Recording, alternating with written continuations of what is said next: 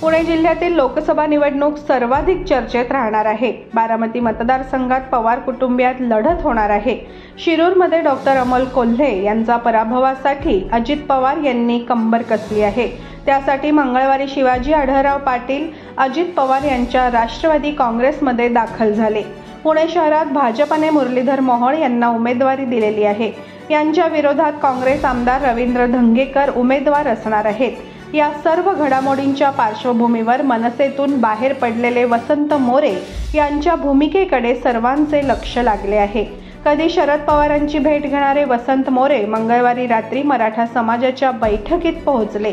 यावेळी त्यांनी पुण्यातून खासदार होण्यासाठी मराठा समाजाचे सहकार्य मागितले। वसंत मोरे महाविकास आघाडी किंवा अपक्ष म्हणून लोकसभा निवडणुकीसाठी अर्ज दाखल करणार आहेत।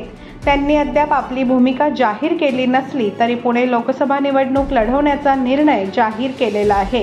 त्यासाठी मिळेल त्यांचे सहकार्य घेण्याचा प्रयत्न त्यांनी सुरू केला आहे।